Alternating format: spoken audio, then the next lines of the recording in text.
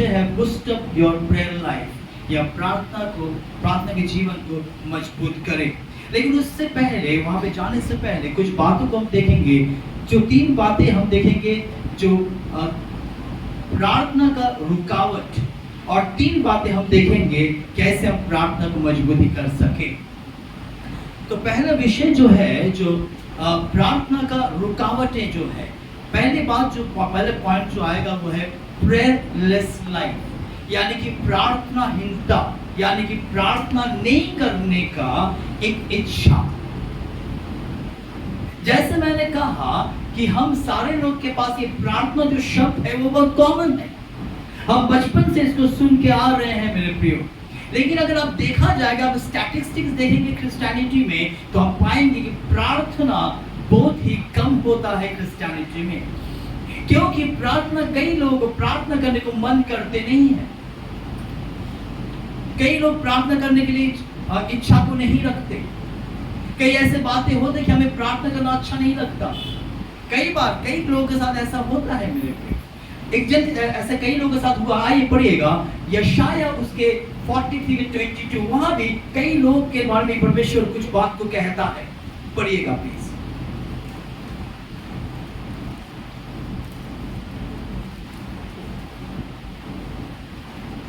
पढ़िए 43:22, यशाया 43:22 पढ़िए।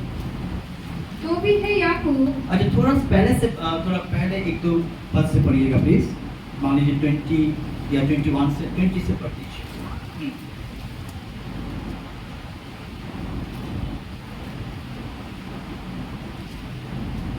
गीदड़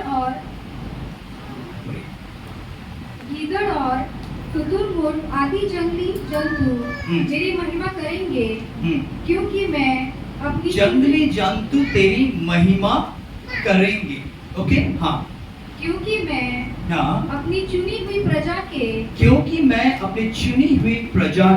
पीने के लिए जंगल में जल और निर्जल देश में नदियां बहाऊंगा। परमेश्वर पहले एक कंपैरिजन करता है यहाँ पे कि जंगली जानवर, जंगली जंतु परमेश्वर को महिमा करते हैं, और परमेश्वर भी कुछ बातें यहाँ अपने लोगों के लिए कह रहा है। बहन फिर से पढ़ दीजिए प्लीज।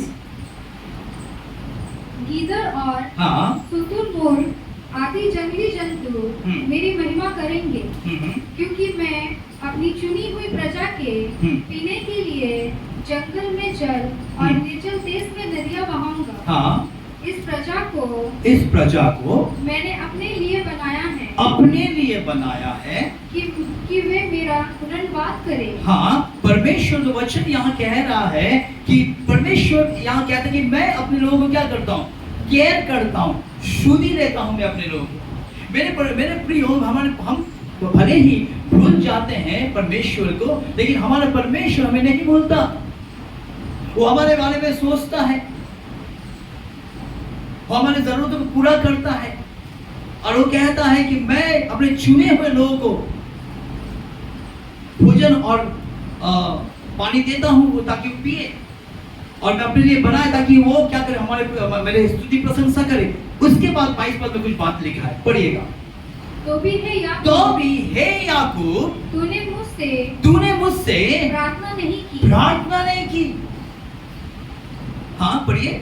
वरन है इस्राएल, हाँ, तू मुझसे उगता गया है। तू मुझसे उगता, क्या वर्ड आया है? तू मुझसे उगता, बंगाली में क्या वर्ड है? क्लांत हो या उगता गया है तूने। वो कह रहा है कि मैं तुझको भोजन वस्तु देता हूँ, मैं तुझे पीने के लिए पानी देता हूँ, तू मेरे चुने हुए है, मैं तुझको चुना हूँ मैं अपने महिमा के लिए। तो भी हे याकूब, हे इज़राइल, तू मेरे पास प्रार्थना नहीं करता, तू मुझसे उगता गया है। मेरे प्रियो, 80% क्रिश्चियन लोग दुआ करते नहीं है। दुआ करने को मन नहीं आता कि चलो मैं परमेश्वर के साथ कुछ समय बिताऊं, परमेश्वर के साथ दुआ करूं। और ये मैंने जैसे कहा, ये एक कॉमन आम बात हो गया है प्रार्थना नहीं करने का। और यहाँ भी वैसे ही याकूब पहले के ज़माने में, जब पहले के में याकूब और इस्राएल के बारे में जो परमेश्वर ने कहा था, वही कह रहा कि तूने मुझे नहीं बुलाया। अंग्रेजी में लिखता है कि yet you did not call upon me, तूने मुझे नहीं बुलाया, तूने मुझे पुकारा नहीं, तूने मेरे पास प्रार्थना नहीं की, तूने मेरे पास उकता गया। मेरे प्रिय, एक बात याद रखिएगा, प्रार्थना करने का जो रुकावट है वो नहीं प्रार्थना करने की। सम्मानिए, मैं क्या कह रहा हूं, परमेश्वर के सामने प्रार्थना करने का जो पहला रुकावट है वो प्रार्थना नहीं करने वाला मन। कई ऐसे समय हम बिताते हैं, चाहे वो किसी चीज में हो, किसके साथ में हो, लेकिन दुआ हम नहीं कर पाते, हम प्रार्थना नहीं कर पाते। अगर हम प्रार्थना करते भी हैं तो उसका एक टाइम, वो लिमिटेड टाइम है जिसको दुआ कहता नहीं है। आपको पता है, परमेश्वर के वचन में जब यीशु ने अपने शिष्यों को डांट रहे थे, बोल रहे थे कि हे अविश्वासी। अविश्वासी का मतलब पता है, अविश्वास का मतलब कुछ विश्वासी नहीं था। A little faith का मतलब होता है विश्वासी नहीं है। 2 मिनट का प्रार्थना या 3 मिनट का प्रार्थना वो प्रार्थना ही नहीं है मेरे प्रिय। सच के बात, तो पहला रुकावट है प्रार्थना नहीं करने का, प्रार्थना नहीं करने का, कि प्रार्थना करने का मन ही नहीं है हमसे। ऐसा ना हो कि हम सो कॉल्ड क्रिश्चियन बन जाए जिसके जीवन में प्रार्थना नहीं। क्योंकि हमने देखा, हमने सुना कि ये जो परेशानी हम फेस करते हैं, ये जो समस्याएं हम फेस करते हैं, जो हम संघर्ष फेस करते हैं, उसका एक ही चाबी है, उस पर ओवरकम करने का, विजय पाने का, वहां से निकलने का एक ही चाबी है, केवल प्रार्थना। आत्मिक जीवन में सामर्थ बनने का एक ही चाबी है, वो प्रार्थना। आत्मिक जीवन में आगे बढ़ने का एक ही चीज है, वो प्रार्थना। और सच में आपको अपने दिल पे हाथ रख के सच में बताओ कि कितने समय आप प्रभु के हाथ प्रभु के साथ में बिता। हम चाहते कि लोग हमारे लिए दुआ करें, हम चाहते पास्टर हमारे लिए दुआ करें, हम चाहते प्रभु के दास हमारे लिए दुआ करें। जब प्रभु के दास लोग आते हैं हमारे शहर में, या हम दौड़ के जाते हैं उनके दुआ करने के लिए, अच्छी बात है, अच्छी बात है, दुआ कराना भी चाहिए। लेकिन आप कब दुआ करेंगे? अच्छी बात है किसी के सर पे हाथ रख के दुआ, प्रभु के दास पे सर पे हाथ रख के दुआ कर, अच्छी बात है। लेकिन आप कब दुआ करेंगे? आप कब अपने लिए दुआ करेंगे? आप कब अपने परिवार के लिए दुआ करेंगे? आप कब अपने मंडली के लिए दुआ करेंगे? आप कब करेंगे दुआ? आप और हमें भी दुआ करना जरूरी है मेरे प्रियो। इसलिए यहाँ पे कहता है, हे याकूब, तूने मुझे नहीं बुलाया, तूने मेरे पास प्रार्थना नहीं की। हे इस्राएल, तूने उकता गया है, तूने हमारे कहते तुम्हें काम तो है क्या वर्ड आया, क्या आप परमेश्वर उकता गए, परमेश्वर उकता गए हैं? आज एक सवाल मानो अपने आप से करो, क्या है हमारा प्रार्थना लाइफ? क्या है प्रार्थना जीवन? क्या चीजें हैं जो हम प्रार्थना करने नहीं पा रहे? प्रभु अनुग्रह करें। दूसरा जो विषय है, क्यों प्रार्थना का रुकावट या प्रार्थना उत्तर नहीं पाने का भी एक रुकावट, वो है, पढ़ेंगे याकूब 1 के 6 पद को पढ़ेंगे प्लीज। एक आगे से पढ़ सकते हैं, 5 से पढ़ सकते हैं वहां पे। और एक विषय है जो हम प्रार्थना के उत्तर नहीं पाने का एक पॉइंट है, लेकिन जब उत्तर नहीं पाते तो हम प्रार्थना भी हमसे नहीं होता। पढ़िएगा जल्दी से, पढ़िए प्लीज। पर विश्वास से मांगे, थोड़ा आगे से पढ़िए बहन। पर यदि तुम मुझसे किसी को बुद्धि की घटी हो, तो परमेश्वर से मांगे। किसी को बुद्धि की घटी हो तो क्या करे? वो परमेश्वर से मांगे। ओके, आगे। जो बिना उल्हाने दिए सबको उदारता से देता है और उसको दी जाएगी। पर विश्वास से मांगे, और कुछ संदेह न करे, क्योंकि संदेह करने वाला समुद्र की लहर के समान है। संदेह करने वाला समुद्र की लहर के समान है। आगे। जो हवा से बहती और उछलती है, ऐसा मनुष्य यहाँ ना समझे कि मुझसे प्रभु से कुछ मिलेगा। वे व्यक्ति उचित है हाँ। और अपनी सारी बातों में चंचल है। ओके, तो यहाँ भी क्या कह रहा है? दूसरा जो पॉइंट है वो है हमारा संदेह, हमारे डाउट। कई बार हम जब प्रार्थना करने के लिए आते भी हैं तो हमारे मन में एक डाउट होता है। कई बार मैंने सुना कई लोगों से प्रार्थना होने के बाद जब बाहर निकलते हैं तो बोलते हैं नहीं ये हो नहीं सकता, ऐसा नहीं हो सकता, ऐसा वगैरह वगैरह वगैरह। सो लॉजिक हम देते हैं। मेरे प्रिय सुनिएगा, क्रिश्चियनिटी में लॉजिक चलता ही नहीं। आपकी बुद्धि और हमारे बुद्धि काम करता ही नहीं है। इसलिए यहाँ पे क्या कहता है शुरुआत में, किसी के बुद्धि की कमी है तो क्या करे? वो मांगे। यहाँ बुद्धि की बात बोलता है, लेकिन कई चीजों में जो हम दुआ करने के लिए आते हैं, कई बार हम दुआ करने के बाद भी हमारे मन में एक डाउट होता है, संदेह होता है, क्या हम प्रार्थना का उत्तर हमें मिलेगा या नहीं मिलेगा। या कई बार हम ऐसे कह भी देते हैं कि नहीं ये हो नहीं सकता। और जब हम ऐसा करते हैं मेरे प्रियो, तो हमारे अंदर में जब डाउट बढ़ना शुरू हो जाता है तो प्रार्थना कम होना शुरू हो जाता है। सुनिएगा ध्यान से, जब आपके मन में डाउट आना शुरू होता है, संदेह आना शुरू होता है, तो कहीं ना कहीं प्रार्थना कम होना शुरू हो जाता है। क्यों? इसीलिए क्योंकि हम पहले से एक नतीजे में आ जाते हैं कि नहीं ये हो ही नहीं सकता, ये होगा नहीं मेरे साथ या मेरे परिवार के साथ, ये होगा नहीं, मैं इस परेशानी से निकल नहीं पाऊंगा, मैं इस बीमारी से निकल नहीं पाऊंगा। और ये जब चीजें होता है तो कहीं ना कहीं हमारे अंदर में जो प्रार्थना का जो इच्छा है वो खत्म हो जाता है। क्योंकि हमारे मन में ये आता है कि प्रार्थना करने के प्रार्थना क्यों करें, हम प्रार्थना का फायदा क्या है जब उत्तर आएगा नहीं। कई ऐसे आवाजें आपको सुनाई देगा जहां पे ये आवाजें आएंगे कि प्रार्थना मत कर। क्यों प्रार्थना कर रहा है? इतना दिन प्रार्थना कर उत्तर तो नहीं आया। संदेह आ गया। तो संदेह देने वाला कौन है? शैतान। वो एक डाउट को दे देता आपके मन में। अब एक प्रार्थना सभा में गए, आप फास्टिंग प्रेयर में बैठे, प्रेयर करने के बाद एक डाउट आपको शैतान डाल देगा, तू तो प्रार्थना किया, तू तो उपवास किया, पर क्या सच में प्रभु ने सुना? क्या तेरे अंदर तेरे पास वो उत्तर आएगा?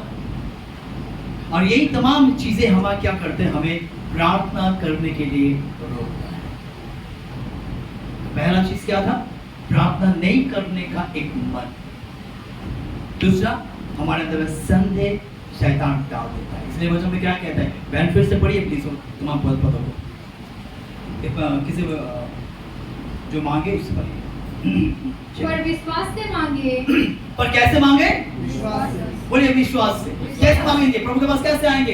इब्रानी क्या बोलता है कि परमेश्वर के पास आते हो तो क्या करो? विश्वास करो कि वो है। कैसे आएंगे? विश्वास में आएंगे। कैसे प्रार्थना करें? विश्वास में प्रार्थना करें। डाउट को आने ही मत दीजिए। अगर संदेह आता तो उसको कैंसिल करिए यीशु के नाम से, उसको निकालिए यीशु के नाम से। बोलिए उसी से, जब भी डाउट आपके मन में आता है उसी समय बोलिए, मैं यीशु के नाम से डाउट तुझे कैंसिल करता हूं, संदेह मैं तुझे दूर करता हूं यीशु के नाम से, मेरे मन से संदेह के स्पिरिट में तुझे दूर करता हूं, कैंसिल कीजिए उसको। और जब ये आते हैं परमेश्वर पास कैसे आएंगे? विश्वास से आएंगे। हालेलुया। कैसे मांगेंगे? विश्वास से मांगेंगे। यीशु कहता है जब तुम दुआ करते हो तुम प्रतिति करो, कर लो कि मैं मिलेगा नहीं, मिल गया है। प्रतिति करो, विश्वास करो कि तुम्हें मिल गया है। मेरे प्रियो, परमेश्वर के हाथों में, परमेश्वर के सामने कोई भी ऐसी चीज नहीं। वचन कहता है कि कोई भी असंभव नहीं है परमेश्वर के पास। हालेलुया। आज हम सीखे, आज हम समझे इस बातों को। दुआ जरूरी है। हमारे अंदर में इन तमाम संदेह को हटाकर हम विश्वास से आए। पढ़िए बहन क्या लिखा है फिर से। और कुछ संदेह ना करे। और कुछ क्या ना करे? बस। क्यों? विश्वास का उल्टा संदेह है।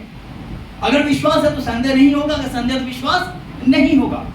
अगर आप संदेह लेकर दुआ करोगे होगा कि नहीं होगा, मैं विश्वास होगा कि नहीं होगा, मेरा प्रॉब्लम सॉल्व होगा कि नहीं होगा, अगर आप इस मन को लेकर दुआ करते हैं तो मैं आपको बता दूं, आप अगर 40 दिन उपवास भी कर लो, अगर आप 1 घंटा, अगर 24 घंटा प्रार्थना भी कर लो, आपके पास उत्तर आएगा ही नहीं। क्यों पता है? क्योंकि आप संदेह को लेकर आए। समझ में आया? पढ़िए वहां पे क्या लिखा है। क्योंकि संदेह करने वाला समुद्र की लहर के समान। समुद्र के कैसे होगा? लहर के समान। हाँ, जो हवा से बहती जो हवा से बहती और उछलती है, हाँ ऐसा मनुष्य हाँ यह ना समझे ऐसा मनुष्य ये ना समझे कि मुझसे प्रभु से कुछ कि मिलेगा। प्रभु से उसे कुछ मिलेगा। क्यों? डाउट। और फिर हम क्या करते हैं? प्रभु के दोस्त हैं, तो प्रभु मेरा प्रार्थना नहीं सुनते। प्रभु आज ही मैं एक परिवार से सुन रहा था बातें सवेरे हरगम में, वो बोल रहे थे, उसका पति बोल रहा था कि परमेश्वर हमारा प्रार्थना सुनता नहीं है, तुम चर्च में जाके क्या करें? हम दुआ करके क्या करेंगे? प्रॉब्लम क्या पता है हम लोगों से? हम अपने गलतियों को नहीं देखते, अपने दोष को नहीं देखते, परमेश्वर को दोष को ढूंढने चलते हैं। अच्छा कि परमेश्वर तुम्हारे से कुछ बोलेगा नहीं, अब लोगों को दोष देंगे तो लोग उल्टा मार देंगे, सब दोष परमेश्वर का। ऐसे लोग ये ना समझे कि उसको कुछ मिलेगा, क्योंकि वो संदेह उसके मन में बहुत डेंजरस है मेरे प्रिय संदेह। अगर डाउट आपके मन में घुस गया ना तो विश्वास चला जाएगा। दूसरा चीज क्या है? डाउट। पहला क्या चीज था? प्रार्थना नहीं करने का। दूसरा क्या है? संदेह। तीसरा सबसे सिंपल है, पता है तीसरा क्या है? क्या चीज प्रार्थना करने के लिए रुकता है? हाँ? यस, वेरी गुड, अच्छा पॉइंट। किसी से रास्ते में मुलाकात होगा आपसे, अचानक मुलाकात हो गया, अरे भाई सुनो ना, अरे मैं बहुत बिजी हूँ यार, बहुत व्यस्त हूँ, आज नहीं, मैं कल तुझसे बात करूँ, कलर नहीं आता। थर्ड जो पॉइंट है वो बिजी लाइफ, व्यस्त जीवन। हम ऐसे एक समय में बात कर रहे हैं, रह रहे हैं, जहां पे हम सारे लोग बिजी, बच्चे से लेकर बूढ़े तक बिजी है। और आपको पता है ये जो व्यस्त समय है, यही चीज हमें रोकता है प्रभु के पास आने के लिए। क्योंकि हम सुबह से लेकर हम अपने रात तक हम मेहनत करते हैं, हम परिश्रम करते हैं कमाने के लिए, कुछ पैसा पाने के लिए, और हम क्या, हमारे पास समय ही नहीं होता प्रभु के पास आने का। जिसने हमें बनाया, जिसने हमें सुरक्षित रखा, उसके पास आने के क्यों? हम व्यस्त हैं, बिजी है। कई साल पहले जब मेरा एक करीबी दोस्त जिंदा था, जिसका नाम राजा है, वो अच्छा एक बिजी को अच्छा वो डेफिनेशन किया कि बीइंग अनटू शैतान्स योक, यानी कि शैतान के जुआली में रहना। उसका हिंदी अनुवाद, बिजी मतलब बीइंग अनटू शैतान्स योक, यानी कि शैतान के अंडर में या शैतान के बस में रहना। अब बोलोगे ये कैसा बात हो गया? क्या कमाना शैतान? नहीं नहीं नहीं, कमाने शैतान की बात नहीं है। या आप कुछ भी करते हो उसमें शैतान की बात नहीं। बात यहाँ पे आता है जब आपका जीवन, आपके जीवन का पहला स्थान आप उसी चीज को देते हैं। आज हर एक लोग बिजी है, जैसे मैंने कहा, हर एक लोग बिजी है, और इस बिजी के चक्कर में हम प्रभु के पास आने ही भूल जाते हैं, आना ही नहीं चाहते। और पता है संसार हमें इतना व्यस्त रखा है, क्योंकि ये ऐसा समय है, एक कंपटीशन दौर है। हमें ये समझाया जाता है अगर तू आगे नहीं बढ़ेगा तो कोई और आगे बढ़ेगा, अगर तू अभी कुछ नहीं करेगा अपने लिए तो तेरा टाइम चला जाएगा, तो कुछ नहीं कर पाएगा। ये कुछ हद तक सही है, लेकिन चीजें क्या है? चीजें ये है मेरे प्रियो, अब अगर आपका पूरा फोकस आप उसी चीज में लगाते हो तो प्रॉब्लम आती है। समझ आ गई बात? सुनिएगा ध्यान से। प्रभु एबल लोगों को नहीं चाहता, मतलब जो अपने से कर सकता है, जिसके पास एबिलिटी है, प्रभु उसको नहीं चाहता। प्रभु क्या चाहता है? एबिलिटी चाहता है, यानी कि आप प्रभु के सामने मौजूद हो, प्रभु उसे चाहता है। समझना मैं क्या कह रहा हूं? आप क्या कर सकते हो, आप कितना एबल हो, आप कितना, आपके पास कितना एबिलिटी है, उससे प्रभु का कोई मतलब नहीं। क्यों पता है? क्योंकि प्रभु सामर्थ करता कि गधे से भी बुलवा करेगा, कौवा से भी खाना खिलाएगा। आपका मेरा का वो एबिलिटी का प्रभु के पास जरूरत ही नहीं है। याद रखिएगा, अगर हम सोचते कि मेरा टैलेंट है तो प्रभु मुझे इस्तेमाल करे, तो भूल जाइए। तो आपके टैलेंट कुछ काम का नहीं आएगा स्वर्ग में। समझ में क्या कह रहा हूं? क्योंकि प्रभु वचन कहता है कि परमेश्वर धूल से उठाकर लोगों सिंहासन बैठा था, प्रभु इतना कर सकता है। समझ में बात? चीजें क्या है? चीजें आपके एबिलिटी यानी कि आपका मौजूदगी प्रभु के पास। प्रभु वही चाहता है कि आप प्रभु के सामने प्रेजेंट रहे, प्रभु की उपस्थिति में रहे, प्रभु को पहला स्थान दे। प्रभु वही चाहता है, बस आपको बाकी प्रभु संभाल देगा। मेरे प्रियो, इतना बिजी मत हो जाइए कि आप आपकी सृष्टिकर्ता को भूल जाए। इतना व्यस्त मत हो जाइए। पता है, एक वचन आपको पढ़ाता हूं, सबोदेश निकालिए, एक्लेसियस उपदेश, वहां पे कुछ बातें लिखा गया है। चलिए आपको पढ़ाता हूं।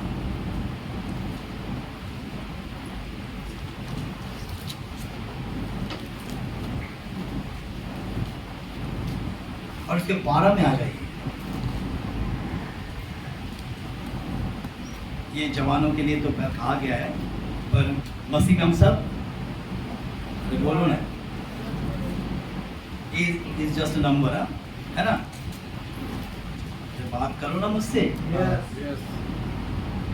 चलिए पढ़िए 12। अपनी जवानी के दिनों में हाँ अपने सृजनहार को स्मरण रख। हाँ, इससे पहले कि विपत्ति के दिन और वे वर्ष आए, हाँ जिनमें तू कहे, हाँ कि मेरा मन इनमें नहीं लगता। इससे पहले कि हाँ सूर्य और प्रकाश और चंद्रमा और तारागण अंधेरे हो जाए, हाँ और वर्षा होने के बाद हाँ बादल भी गिर आए, हाँ उस समय घर के पहलुए कांपेंगे, हाँ और बलबल झुक जाएंगे, और पिसनहारियां थोड़ी रहने के कारण हाँ काम छोड़ देगी, हाँ और झरोखे में से हाँ देखने वाली अंधी हो जाएगी। ये तमाम जो बातें हैं पूरा एक जवान से लेके बुढ़ापे के एक जो ड्यूरेशन उसको बताते हैं। बोलते ऐसा दिन आएगा जब तू बोलेगा कि मुझे इन तमाम चीजों में इंटरेस्ट नहीं है। इसलिए मेरे प्रियो, इतना व्यस्त ना हो जाए कि हम अपने सृजनहार को भूल जाए। तीन विषय जो हमारे प्रार्थना को रुकावट है। पहला विषय प्रार्थना नहीं करने का मन, दूसरा विषय संदेह, तीसरा विषय व्यस्त जीवन या बिजी लाइफ। समय को निकालिएगा। कई बार हम सुनते हैं ना, अगर होगा तो आइए, होगा तो जाइए। नहीं, समय निकालो, समय निकालो प्रभु के लिए। आपको समय निकालना होगा प्रभु के लिए।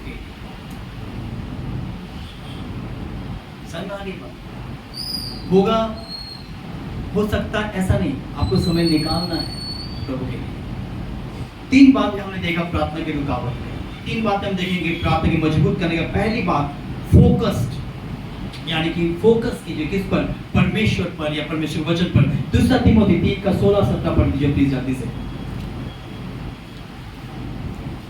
तीन बातें बोल के आज हम खत्म करेंगे। दूसरा तीमुथी 3:16-17 पढ़िए। परमेश्वर के वचन को फोकस कीजिए। हाँ, और परमेश्वर को फोकस कीजिए। संपूर्ण पवित्र शास्त्र, परमेश्वर वचन को फोकस क्यों करना है? ठीक है, क्यों परमेश्वर के वचन को फोकस करना है?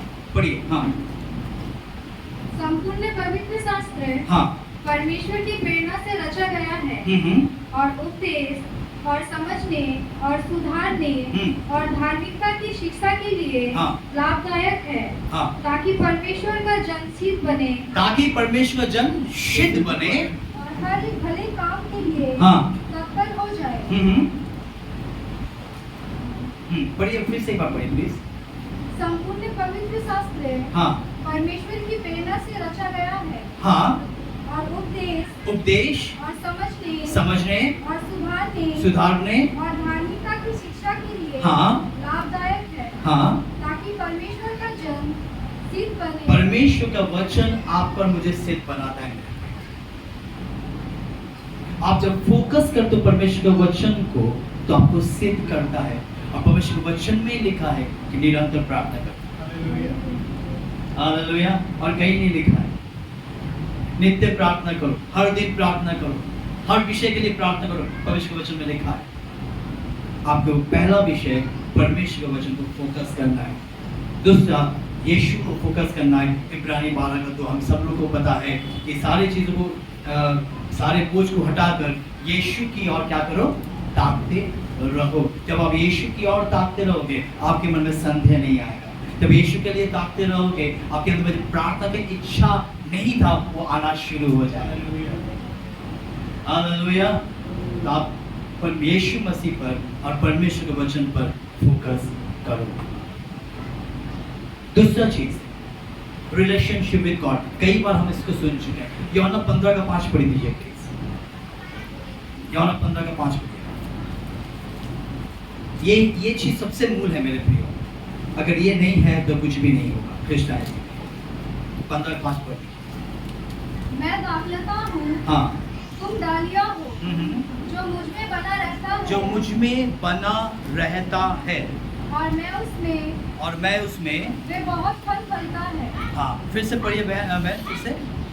मैं दाखलता हूँ, मैं दाखलता हूँ, तुम डालियाँ हो, और तुम डालियाँ हो, जो मुझ में बना रहता है, जो मुझ में बना रहता है, जो मुझ में बना रहता था। मतलब क्या है? Continue process. जब तक आप जिंदा है, जब तक इस दुनिया में है, आपको बनाए रहना पड़ेगा परमेश्वर यीशु मसीह के साथ। ये एक रिलेशनशिप। कई बार हमने इस बातों को सुन चुके हैं, पर यही चीजें हैं जो आपको आगे बढ़ाएगा, यही चीजें हैं जो आपके प्रार्थना जीवन को स्ट्रॉन्ग करेगा। वो है रिलेशनशिप, वो है आपका संपर्क यीशु मसीह के साथ। आप काम करते हो, वेरी गुड काम करो। आप बिजनेस करते हो, वेरी गुड बिजनेस करो। आप नौकरी करते हो, वेरी गुड नौकरी करो। आप कुछ भी करते हो, अच्छी बात है, आप करो आपके जीवन के। लेकिन आपके रिलेशनशिप परमेश्वर के साथ, यीशु मसीह के साथ होना चाहिए। एक कहता है बने रहते हैं, लिखा है, बने रहेगा नहीं, बने रहता था नहीं, बने रहेगा। क्योंकि वो दाखलता है और हम डालिए, है ना। रिलेशनशिप। तीसरी बात जो है, पहला बात क्या था? फोकस ऑन जीसस, यीशु पर फोकस कीजिए और यीशु के वचन पर फोकस कीजिए। दूसरी चीज क्या था? रिलेशनशिप। तीसरी जो बातें हैं मैं आपसे थोड़ा हट के बताऊंगा। आजकल तो फोन आने के बाद हम किताबें पढ़ना भूल गए हैं। कोई बात नहीं, आपको फोन में किताब मिल जाएगी। प्रभु के दासों के प्रार्थना जीवन की टेस्टमनी को पढ़िए। प्रभु के दासों का, जो महान प्रभु के बड़े बड़े दासों का प्रार्थना लाइफ को या उनके बायोग्राफी को, उनके प्रार्थना जीवन के टेस्टिमनीज को, उनके जीवन को पढ़िए। अब जैसे पढ़ोगे मेरे प्रियो, आप उत्साहित हो जाओगे। हालेलुया। समझ में आ गई बात? आपको किताब खरीदने का जरूरत नहीं है, फोन है, और आजकल तो नेट है हमारे पास, है ना। अनलिमिटेड नेट है, 1.5 2 GB सब है। आप एक काम करो, हिंदी में भी आपको मिल जाएगा, अंग्रेजी में भी जाकर उसको ट्रांसलेशन मिल जाएगा। आप फोन में उसको लोड कर लो और उसको पढ़ते रहो। या अगर आपके पास किताब का कोई प्रबंध है तो अच्छे किताब लो, या किसी प्रभु के दास के प्रेयर का टेस्टिमनी सुनो आप यूट्यूब। आप जैसे उसको सुनते हो, पढ़ते हो, तो आपके अंदर में क्या होगा? प्रार्थना करने का एक सच मत मैं बता रहा हूँ मेरे प्रियो, जब हम प्रभु के दासों के जीवन को पढ़ते हैं, सुनते हैं, जानते हैं, तो हमारे अंदर में भी वो उत्साह भर जाता है, हमारे अंदर में भी वो आशा बढ़ जाता है, हमारे अंदर प्रार्थना करने का एक जोश बढ़ जाता है। प्रार्थना के बारे में जितना प्रचार होता है उनको सुनो। हालेलुया। एक चीज में जो आपको फोन देखकर मना नहीं करना, पर फोन में क्या देखना है? प्रचार सुनो, प्रार्थना और प्रचार सुनो। लगा टाइप कीजिए ना, प्रार्थना का प्रचार सुनिए। वैरायटीज ऑफ प्रचार है यूट्यूब पे प्रार्थना के ऊपर, वैरायटीज ऑफ किताब है प्रार्थना के ऊपर में। प्रभु के अच्छे जीवन के टेस्टिमनीज जिनके द्वारा और प्रार्थना के द्वारा कुछ चीज हासिल किया, उसको पढ़िए, आपको उत्साह मिलेगा। एक टेस्टिमनी में बोल के खत्म करूंगा। एक प्रभु के दास था, मैं कई साल कई सालों पहले एक मैगजीन में मैं पढ़ा था, शायद जेम्स बॉस मैगजीन में पढ़ा था, एक प्रभु के दास था जिसका बेटे के वो प्रचारक नहीं था, वो पास्टर नहीं था, वो एक जस्ट एक एम्प्लॉय था, एक कंपनी में काम करता था और उसका बेटा का सुनने का शक्ति नहीं था, कोई चीजें ये में कुछ चीजें नहीं था कि वो सुन पाए। पर ये जो व्यक्ति था ये हर दिन दुआ करता था और जब कहाँ दुआ करता था, जब वो ऑफिस घर से ऑफिस निकलता था वहां पे एक पार्क हुआ करता था और वहां पे जाके वो जाके सवेरे दुआ करते थे। कितने साल दुआ करते थे? 9 साल दुआ की। 9 साल दुआ करने के बाद उसका बच्चा सुनाई देना शुरू हो गया। हालेलुया। जबकि ईयर ड्रम का जो सिस्टम वो था ही नहीं, वो सुनना शुरू कर दिया। लेकिन 9 साल दुआ किया, 1 साल नहीं, 2 साल नहीं, 3 साल नहीं, 9 साल दुआ करने के बाद उसका बेटा सुनने लग गया। अच्छा, हम इन तमाम चीजों को सुनते हैं, हमारे अंदर प्रार्थना करने का एक जज्बा आ जाता है। इसलिए ऐसे प्रार्थना का टेस्टिमनीज आप सुनिए मेरे प्रिय, पढ़िए उनको, आपके अंदर में प्रार्थना करने एक जोश आ जाएगा, एक उत्सुकता आ जाएगा। वही तो है हमारा ऑक्सीजन, वही तो हमारे सांस है। हालेलुया। वही जो एक व्यक्ति घुटने में आता है ना, याद रखिएगा, बड़े बड़े लोगों के सामने खड़ा होता है। जो व्यक्ति घुटने में आता है ना, तो सारे दुनिया उसके घुटने में आती है, प्रॉब्लम्स उसका घुटना में आता है, बीमारी उसके घुटने में आ जाता है। क्यों? क्योंकि एक प्रभु के दास ने घुटना टेका। हालेलुया। ऐसे कहा जाता है टीचर्स दिनाटन के बारे में भी और भक्त सिंह के बारे में भी, वो बोलते जैसे वो दुआ करते थे, वो जो जगह में दुआ करते थे ना, वो जगह पूरा सीमेंटिंग पूरा गड्ढा जैसे बन गया था और इतना घुटने टेकते थे। टीचर्स दिनाटन के बारे में लिखा गया तो उसका जो घुटना है फूल गया था दुआ करते, ऐसे दुआ कर रहे।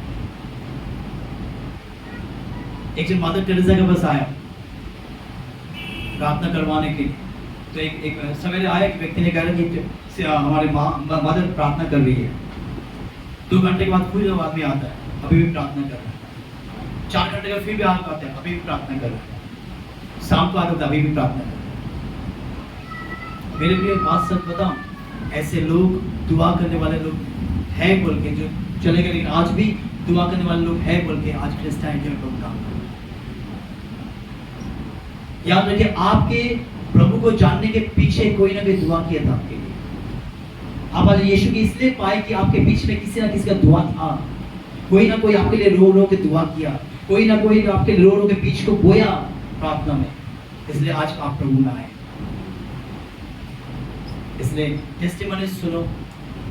6 पॉइंट मैंने आपको बताया। जो प्रार्थना रुकावट है, पहला मैं बताया था, प्रार्थना नहीं करने वाला चीजें हमें प्रार्थना को रोक देता है। डाउट प्रार्थना को रोक देता है, हमारा व्यस्त जीवन हमारा प्रार्थना को रोक देता है। तीसरा चीज जो हमारे देखे थे, जो हम प्रार्थना मजबूत होगा, वो पहला था फोकस ऑन जीसस, यीशु पर फोकस करना और परमेश्वर वचन पर फोकस करना। दूसरा, परमेश्वर के साथ एक गहरा रिलेशनशिप, सिर्फ रिलेशनशिप नहीं, एक गहरा रिलेशनशिप। और तीसरा, आप परमेश्वर के दासों का टेस्टिमनीज को सुनिए, प्रार्थना के ऊपर में किताब पढ़िए, पूरा प्रचार सुनिए प्रार्थना के ऊपर में। प्रभु आपके पर अनुग्रह करेगा और एक दिन आप और हम के बारे में भी लोग कहेगा, एक व्यक्ति था रामनगर चर्च में जो प्रार्थना करने वाला था। हालेलुया। ऐसे भी जैसे हम लोग कहते ना एक प्रभु के दास था जिसका नाम था, उसको इस नाम दिया गया था प्रेयर हाइट, मतलब वो इतना दुआ करता था, उसका नाम ही दिया था प्रार्थना हाइट, मतलब उसका टाइटल था प्रार्थना हाइट कर दिया था उसका नाम, इतना दुआ करता था। मेरे प्रियो, शायद एक दिन ऐसा भी होगा कि आने वाले समय में लोग कहेंगे कि एक बहन थी, एक भाई था मंडली में जो दुआ करने वाला। हालेलुया। आप लोग आज उत्साहित करना चाहता हूँ, दुआ कीजिए, दुआ कीजिए, दुआ कीजिए। आइए हम प्रार्थना करें। Thank you Jesus. हम अपने आंखों को बंद करें, एक छोटा सा कोरस हम गाएंगे, उसके बाद हम दुआ करेंगे।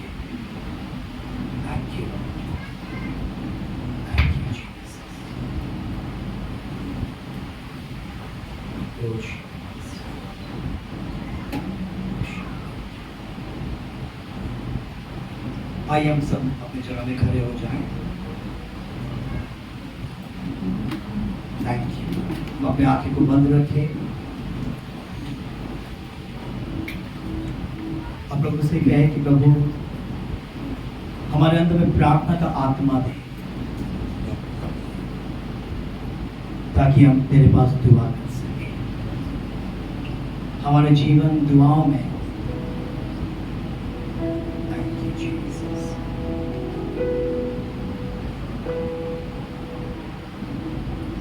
पिछला सब भूल मैं आगे दौड़ा चलूं,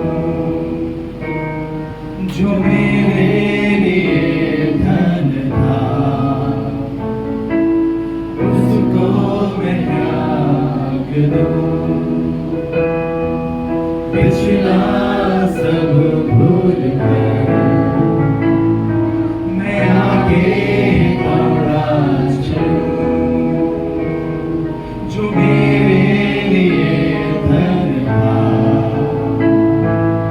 उसको मैं त्याग दूं, कि मैं पाऊं उससे पुरस्कार और मैं जाऊं, कि मैं पाऊं उससे पुरस्कार और मैं जाऊं। मैं जीऊं या मरूं वो तेरे लिए, तू मेरा प्रभु। मैं जीऊं या मरूं वो तेरे लिए, तू मेरा प्रभु। मेरे जीवन का मकसद तू है, मेरे जीने का कारण तू है। मैं जीऊं या मरूं वो तेरे लिए है, तू मेरा प्रभु, तू मेरा प्रभु। हाँ पिता, हमारे जीने का मकसद तू है, हमारे जीने का कारण केवल तू ही तू है। आज के वचन के लिए आपको धन्यवाद देते हैं। हम जितनों ने आज आपके वचन को सुना, हम सभी से आप बातचीत कीजिए, ताकि हम आने वाले समय में प्रभु दुआ कर पाए, प्रार्थना कर पाए और प्रार्थना का आत्मा हमारे अंदर में दे। प्रभु कई ऐसे विषय हैं, कई ऐसे बातें हैं प्रभु, संसार में घट रहा है, हमारे जीवन में घट रहा है, हमारे परिवार में घट रहा है। प्रभु अनुग्रह करे ताकि हम दुआ में खड़े हो सके, हम घुटने में आए और आपके पास दुआ कर पाए। ऐसा मन, ऐसी इच्छा, ऐसा डिजायर हमारे अंदर में देखो, हमें दुआ करते हैं। हर बातों के लिए आपको धन्यवाद देते हैं, यीशु के नाम से मांगते हैं, आमीन।